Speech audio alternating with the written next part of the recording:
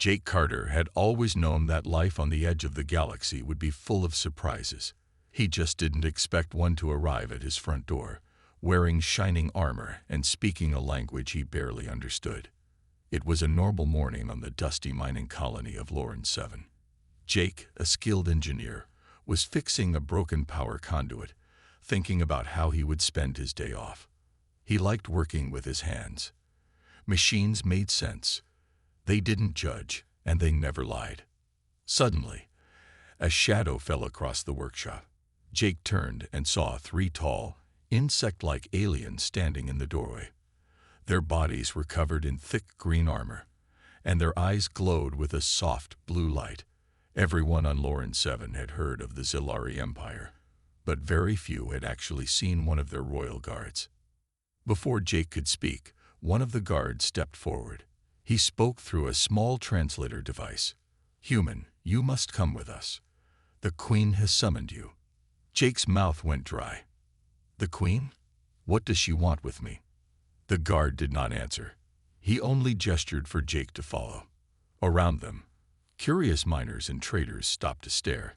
Jake tried to protest, but the guards were firm. They did not touch him, but their presence was enough to make him obey. Within minutes, Jake was led through the colony, past the dusty markets and rusty shuttles, straight to a sleek alien shuttle waiting at the landing pad. The inside of the shuttle was cold and dimly lit, filled with strange lights and soft humming sounds. The guards took their seats, and Jake sat nervously, wondering if he was in trouble or if this was some kind of dream. The shuttle rose silently into the sky, leaving Loran 7 behind.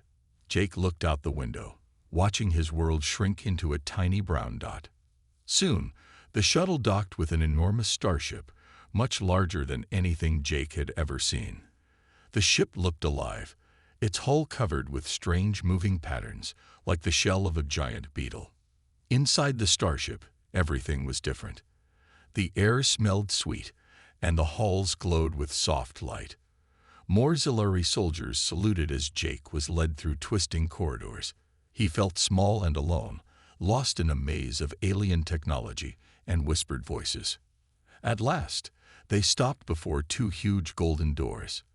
The guards bowed and stepped aside. The doors opened with a hiss, revealing a vast throne room. At the far end, on a raised platform, sat the alien queen herself. She was even more impressive than Jake had imagined. Her body shimmered with green and gold, her eyes deep and thoughtful. Around her, advisors and courtiers watched Jake with curiosity and a hint of fear. As Jake stepped forward, the queen's voice echoed through the hall, both gentle and commanding. "Welcome, human. I have a request. No, a plea. My daughter needs you." Jake stood frozen, his heart pounding. Whatever he expected from today, this was not it. Jake tried to steady his breathing as the queen's words echoed in the huge throne room. The phrase, "My daughter needs you," repeated in his mind. He had never even spoken to royalty before, let alone been summoned by an alien queen. The queen's eyes, large and shimmering, studied Jake carefully. She was tall and graceful, her crown made from twisted silver and crystal. Around her, the court whispered in their own language, glancing at Jake as if he were some rare animal. Jake found his voice, though it was shaky. "Your Majesty, I don't understand. I'm just an engineer. Why me?" A smaller Zilari, perhaps a royal advisor, stepped forward with a tablet in his clawed hands. He tapped it, and a glowing image appeared in the air. A young Zilari female, lying weakly on a bed. Her breathing was shallow, her green skin pale. Jake guessed this was the princess. "She is Lyria, my only daughter," the queen said, her voice heavy with emotion. "She is sick with an illness that our doctors cannot cure. We have searched the galaxy for help, and our scholars found records of humans, your people, surviving similar sicknesses. Our best science has failed. I beg you, help her." Jake stared at the image of the princess. He could see the worry in her eyes and the fear on the faces of the Zilari doctors standing by her side. He remembered hearing stories about human diseases that didn't affect other species. Maybe his immune system or knowledge as an engineer could help in some way. A tall Zilari doctor, dressed in bright white robes, approached Jake. "You must understand," the doctor said through the translator. "Our technology is powerful, but your kind solve problems differently. The Queen believes you can think in ways we cannot." Jake hesitated. He wanted to help, but he felt completely out of his depth. I'm not a doctor," he tried to explain. "I know machines, not medicine." The Queen stood from her throne. "Human, we do not ask this lightly. You are our last hope. If you can do anything, anything at all, I will reward you beyond your dreams. If you wish, you may leave after you try. But please, try." The court fell silent, watching Jake. He could feel the weight of their hope pressing down on him. He remembered his own little sister back home on Earth, how he would have done anything to save her when she was sick. He looked up at the Queen and nodded. "I'll try," Jake said, his voice steady this time. "Take me to her." The Queen's face relaxed a little, and the court whispered again, this time with relief. 2 guards led Jake away from the throne room, through twisting hallways toward the Royal Medical Wing. As he walked, Jake realized this was much bigger than just fixing a broken machine. For the first time, he felt the true meaning of the Queen's words. "My daughter needs you." Jake followed the 2 Zilari guards through the shining halls of the starship. Every turn revealed more strange wonders, walls pulsing with soft light, floating machines buzzing silently, streams of data flowing like water through clear pipes. Jake felt small, but also curious. He had never seen technology like this. The guard stopped at a large door with golden symbols. It slid open, and Jake stepped into a room filled with bright machines and a dozen Zilari doctors. In the middle of the room, Princess Lyria lay on a floating bed. Her green skin looked dull, and her eyes were half closed. Jake hesitated, but one of the doctors motioned him forward. "You must wear this," the doctor said, handing Jake a smooth silver robe. "It will protect you from infection." Jake slipped it on and walked to the princess's bedside. Lyria's eyes fluttered open. She studied Jake, her gaze tired but curious. "You are the human?" she asked softly. Jake nodded. "Yes, I'm Jake. I'm here to help you." A group of doctors gathered around. The chief physician, taller than the rest, and wearing a long red sash, looked at Jake with doubt. "We have used all Zilari science," he explained. "Our medicines, our healers, even our ancient rituals. Nothing works. The Queen says you humans survived such sicknesses before. Why?" Jake thought hard. "I'm not a doctor, but humans sometimes solve problems by thinking differently. We look for patterns, test ideas, try things nobody expects. Maybe I can see something new." The chief physician frowned. "We are scientists. We know all there is to know." Jake shrugged. "Sometimes, not knowing everything helps you find answers." While the doctors watched, Jake examined the machines and read the alien data screens. He saw numbers and symbols he did not understand, but the machines themselves were familiar. Scanners, monitors, devices for medicine. Jake remembered fixing old hospital equipment back home. He asked questions. "What does this number mean? Why is this line red?" The doctors answered, slowly realizing Jake was not afraid to sound foolish. After a while, Jake noticed something strange on a scan, a pattern in Lyria's cells, similar to a rare disease he had once read about in a human medical book. Excited, Jake called the chief physician. "Look, this part here. It's like an infection, but not exactly. Humans sometimes survive this by using a special medicine. Do you have anything like that?" The doctors exchanged glances, surprised. The chief physician grumbled but ordered a search for similar medicines in the ship's stores. The younger doctors seemed impressed that Jake had found something they missed. Suddenly, Lyria coughed, her breathing fast and shallow. The machines flashed red. The chief physician hesitated, but Jake acted fast. pressing the alert button.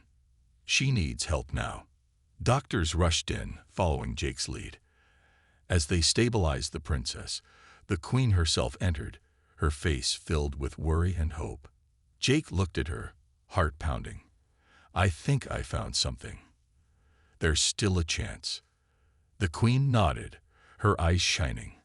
For the first time, the doctors listened to the human, and in that moment, Jake realized that being different was exactly what the princess needed. Jake stood beside Princess Lyria's bed, surrounded by Zilari doctors and strange machines.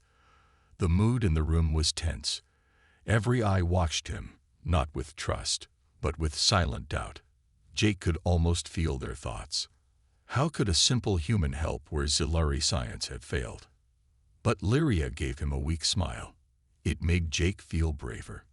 He rolled up his sleeves and asked for every scan, test result, and report they had. The Zilari doctors handed over glowing tablets, but the data made little sense. The symbols were alien, the words unknown, but numbers were still numbers, and patterns were still patterns. Jake studied the results, using logic and what little he knew from earth medicine. The chief physician hovered close, arms folded. "This is a waste of time," he muttered to his team in Zilari, thinking Jake wouldn't understand. But the translator device on Jake's collar caught every word. Jake didn't let the insult bother him. Instead, he focused on Lyria. He asked her questions in soft English, letting the translator share his words. "When did you first feel sick? Did anything strange happen before that?" Lyria's voice was weak but clear. She explained that her illness began after a journey to a distant moon, where she had touched a strange flower in a royal garden. Jake's curiosity sparked. That flower, was it brought from another planet? The princess nodded. The doctors seemed surprised. They had not asked her that question. Jake turned to the chief physician. "Has anyone checked for alien plant toxins?" The room fell silent. The doctors looked at each other, a little embarrassed. The chief physician quickly ordered a scan for plant-based toxins. Suddenly, a warning siren sounded. The lights in the medical bay flickered. Jake's heart raced. Lyria's monitors beeped wildly, showing her pulse dropping fast. Doctors rushed around, shouting orders. The chief physician looked lost. "We're losing her," he shouted. Jake acted without thinking. He remembered a simple emergency technique from his training back on Earth. He grabbed a small oxygen mask and placed it over Lyria's face, telling the doctors to increase the airflow and tilt her head gently. The doctors hesitated, unsure, but the queen entered the room at that moment and commanded, "Do as the human says." Slowly, the monitors steadied. Lyria's breathing improved. The doctors watched Jake with new eyes, not full of doubt, but with respect. Once Lyria was stable, the queen thanked Jake herself. "You acted bravely, human. My daughter still lives because of you." Jake felt both relief and exhaustion, but he knew this was only the beginning. The real sickness, the cause, was still a mystery. The chief physician, humbled, turned to Jake. "Perhaps we should work together, human, for the princess's sake." Jake nodded. "For Lyria, I'll do whatever it takes." And so, in that alien medical bay, a team was formed. Jake, the human outsider, had made his first mark. He had a place at the princess's side, and now, a real chance to save her life. The medical bay was quieter after the emergency, but a storm was brewing just outside its doors. Jake stayed at Princess Lyria's side, carefully watching the monitors as the Zilari doctors worked through the night. Sometimes, Lyria would open her eyes and try to smile at Jake. Even though she was weak, her courage made Jake want to try even harder. As Jake reviewed the data, a young doctor slipped him a message. "Be careful, human. Not everyone wants you here." Before Jake could ask what that meant, the doctor hurried away, leaving Jake worried. He soon learned what she meant. In the next few hours, odd things began to happen. A medicine dispenser malfunctioned, almost giving Lyria the wrong dose. A scanner stopped working for no reason. Jake fixed both problems, but his suspicions grew.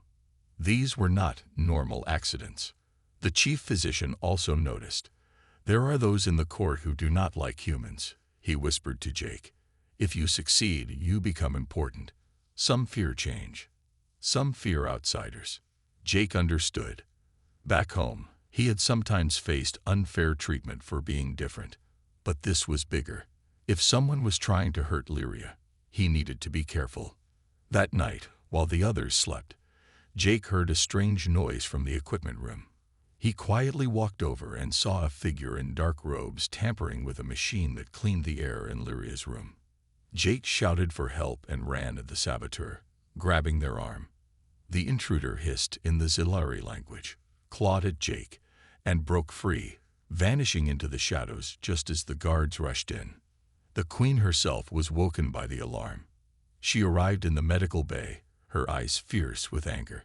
Jake explained what had happened, showing the damage to the machine. The queen turned to her guards. "Search every corner. No one will threaten my daughter." She then turned to Jake, her tone softer.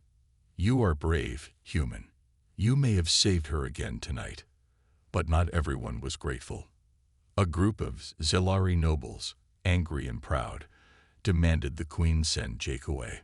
"He brings danger to the royal family," they shouted. The queen silenced them with a look. "Danger came before he arrived. He stays. He is the only one who dares to act when others hesitate." Jake felt the court's eyes on him. Some were full of hate, others hope. He stood his ground, knowing he could not leave now. Not when Lyria's life, and maybe even peace in the Empire, depended on him.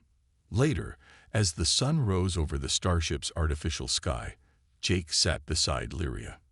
He promised her softly, "I won't let anything happen to you, not while I'm here." And in that quiet moment, Jake understood. Sometimes, being human meant standing up, even when the whole world, or a whole empire, seemed against you. The days that followed were full of both hope and fear. With the queen's protection, Jake was allowed to stay by Princess Lyria's side. The Zilari doctors began to accept his help, and even the chief physician started to respect his strange, human ideas. Still, the feeling of danger was never far away. Jake knew that some people at court wanted him gone. One night, as Jake studied Lyria's latest test results, a quiet voice interrupted him. An old Zilari, her shell faded with age, approached and bowed gently. She introduced herself as Advisor Nera, the queen's oldest friend and counselor. "You are not safe here, human," Nera whispered. Her eyes were kind but serious. "The court is full of secrets. There are some who would rather see the princess die than let a human become a hero." Jake felt a cold shiver. "Why? I only want to help." "Change frightens people," Nera replied. "You are a sign that the empire needs to adapt, to open its doors to other worlds. Some nobles think that is weakness, but the queen believes it is the only way to survive." Jake thought for a moment, then asked, "What will happen if Lyria doesn't get better?" Nera's eyes filled with sadness. "The empire will break apart. Many factions want power. Lyria is the only heir, and the queen is growing old. Civil war could follow, and millions might suffer." Jake looked at Lyria, sleeping peacefully for once. He realized he was not just trying to save one life. He was fighting to save a whole civilization. The weight of responsibility settled on his shoulders, but he did not run from it. Nera gently placed a small, crystal token in his hand. "This will allow you to enter the royal archives. There you may find information the doctors have missed. Trust no one except the queen and me." With new determination, Jake visited the archives. The room was filled with glowing screens and shelves of old data crystals. He searched for hours, looking through ancient medical reports, rare disease records, and stories of human Zilari contact. At last, he found something. An old case where a Zilari child had survived a similar illness, but only after a human doctor tried a very risky treatment. Excited, Jake returned to the medical bay and shared his findings with the chief physician and Nara. "It's dangerous," Jake admitted, "but it could work. We need to mix human and Zilari medicine, just like in this old report." The chief physician frowned but nodded. Desperate times required desperate measures. "I will help you, human." Nara smiled at Jake, her faith in him clear. For the first time, Jake felt he had true allies. Together, they worked through the night, preparing the new treatment. As dawn lit the starship, Jake watched Lyria and whispered, "Hold on. Help is coming." He was not alone anymore. Against all odds, a human and his unlikely friends were preparing to do what no one thought possible: save the princess, and maybe save the Empire itself. The starship's medical bay was filled with a tense energy as Jake and his new allies prepared for the risky treatment. Princess Lyria slept quietly, unaware of the plan forming around her. Jake paced beside her bed, reviewing every detail again and again. There was no room for mistakes. With advisor Nara's help, Jake and the chief physician gathered the special medicines needed for the new procedure. Some were Zilari drugs. Others were based on old human recipes that Jake remembered from his days fixing equipment in Earth's hospitals. The two worlds' medicines had never been mixed before. It was dangerous, but it was the only chance. Before they started, Jake went to see the queen. She stood by a large window, watching the stars. "Your Majesty," Jake said softly, "we're ready to try the treatment. But there's something else. For this to work, we need to use human genetic material, my own. The medicine must learn to fight the sickness, just like it would in a human body." The queen was silent for a long moment. Her eyes glistened with worry. "If this fails, you could die. And so could my daughter." Jake nodded. "I know. But if we do nothing, Lyria will not survive. I'm willing to risk everything if it means she has a chance." The queen reached out and placed a hand on Jake's shoulder. "You are braver than most Zilari, human. Do what you must. Save my child." Back in the medical bay, the chief physician carefully drew a small sample of Jake's blood. With steady hands, he and Jake prepared the medicine, using both Zilari and human science. They watched as the mixture changed color and glowed with a strange blue light. Everyone in the room held their breath. Slowly, Jake injected the medicine into a thin tube that led to Lyria's arm. Machines beeped and lights blinked.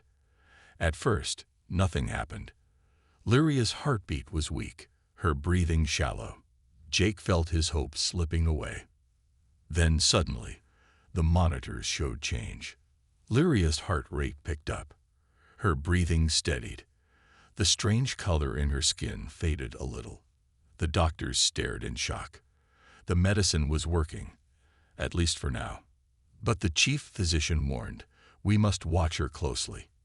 The medicine could fight the sickness, but it could also cause new problems. She is the first Zilari to have human blood in her veins." Jake nodded. "We'll stay with her. We'll fix whatever comes." Word spread through the starship. Some called Jake a hero, others called him a fool. But the queen visited Lyria's room and thanked Jake in front of everyone. "No matter what happens, you gave us hope when we had none." As Jake sat by Lyria's side, he knew the battle wasn't over. But for the first time, he saw a real chance for her to survive. Human courage and alien science had joined together. And together, maybe they could beat the impossible. The hours after the treatment began were the hardest Jake had ever faced. The medical bay buzzed with activity as machines monitored Princess Lyria's fragile body. Jake never left her side, watching every flicker on the screens, every shallow breath she took. Suddenly, alarms blared. The lights flickered and red warnings flashed. Lyria's heart rate dropped fast. The doctors rushed in, their faces tight with fear.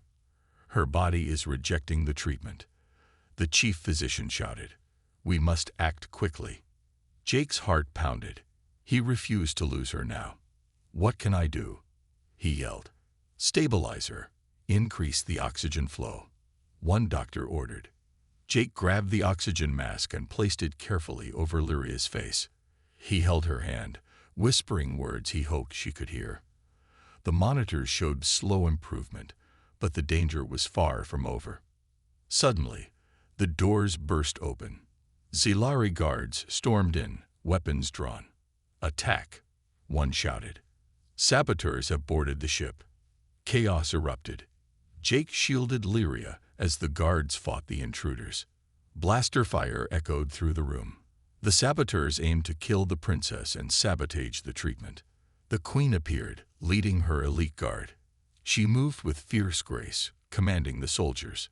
"Protect the princess at all costs," she ordered.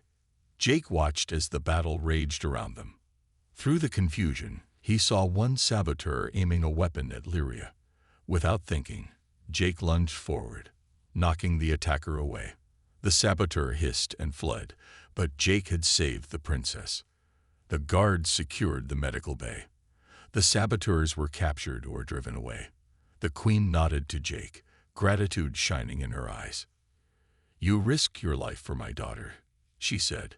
"You are more than a human. You are family." Lyria's breathing grew steadier. The treatment was working, but the danger had reminded everyone how fragile hope could be. As the ship's systems returned to normal, Jake sat beside the princess. He held her hand gently, feeling her pulse grow stronger. "Thank you," Lyria whispered, her voice soft but clear. "You believed in me." Jake smiled, exhausted but happy. "I never stopped believing." Outside the window, stars shimmered in the vast blackness of space. Inside, two very different worlds had come together through courage, trust, and hope. And for the first time, Jake knew that nothing, not even the darkest danger, could stop what they had started. The days after the attack were quieter, but the tension in the starship's halls did not disappear. Jake found himself becoming part of the royal court, a human in a place where humans were almost unknown. Some Zilari still watched him with suspicion, but many more looked at him with respect. Princess Lyria grew stronger each day. Her skin regained its bright green color, and she smiled more often. Jake sat with her regularly, teaching her about Earth's strange customs and laughing at her questions about humans. One afternoon, the queen held a grand meeting in the throne room. Nobles from across the empire gathered, their faces serious but curious. The queen stood tall and proud. "Today, we celebrate a new beginning," she said. "Thanks to Jake, a human my daughter loves. This is proof that together we can face any challenge." Some nobles clapped. Others remained silent. Jake noticed the quiet whispers. Change was not easy for many. After the meeting, a young Zilari approached Jake. "I am Diren, a commander of the royal guard," he said. "You have done much for us. I want to offer you my friendship and loyalty." Jake smiled. "Thank you, Diren. I will need friends here." As days passed, Jake's bond with the Zilari deepened. He shared human stories and listened to their history. Slowly, walls between species began to fall. But not all welcomed this new bond. A group of nobles still whispered against Jake's influence. They feared humans would change the empire's ways too much. One evening, Jake overheard a secret meeting.